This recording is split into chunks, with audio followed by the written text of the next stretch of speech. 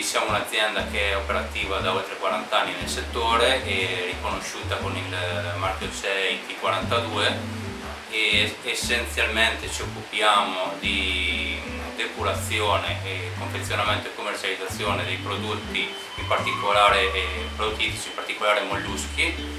Siamo un'azienda che indicativamente fa un fatturato attorno ai 5 milioni di euro, commercializzando un quantitativo che in chilogrammi si aggira attorno ai 2 milioni e mezzo di chili. Siamo 11 persone, 8 soci e 3 dipendenti. Soprattutto nel settore ittico, in particolar modo qua a Chioggia, il tema cooperativo è ancora molto sentito, basta guardare che la maggior parte delle aziende produttrici primarie sono quasi tutte cooperative. I prodotti che noi commercializziamo essenzialmente sono prodotti nazionali e sono destinati a un mercato prevalentemente nazionale.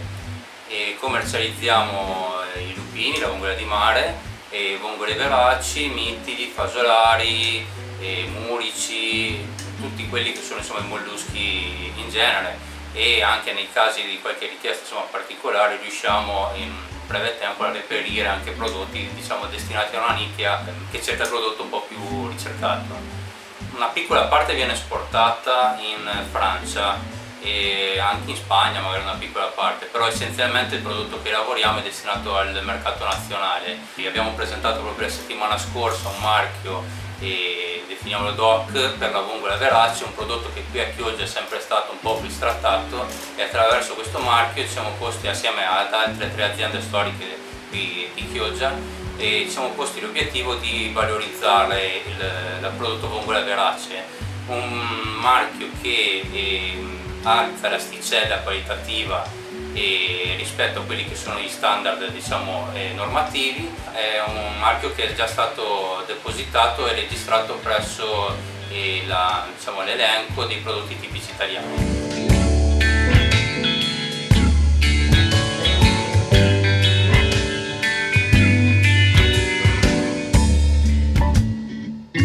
Abbiamo 2 impianti di depurazione, uno prevede il ciclo aperto e uno invece è ciclo chiuso, quindi è il riciclo d'acqua. L'approvvigionamento dell'acqua avviene direttamente pescando a mare e ci permette proprio il pescaggio a mare di avere un'acqua che ha delle qualità organolettiche superiore a quella che potrebbe essere pescata in laguna. L'acqua viene trattata sia con il biossido di cloro sia con le lampade a filtri UV per portarla a quelle che sono le caratteristiche ideali per una depurazione veloce del prodotto. Viene poi inserito nei vari impianti o a ciclo chiuso o a ciclo aperto, in base a quelle che sono le caratteristiche del prodotto. Dopo una determinata durata viene ritenuto depurato. Abbiamo fatto la validazione dell'impianto, abbiamo notato che come già dopo 6 ore il prodotto riscontra delle caratteristiche ottimali già per la commercializzazione. Noi per nostra prassi prevediamo una depurazione non inferiore alle 12 ore, spesso anche superiore alle 24.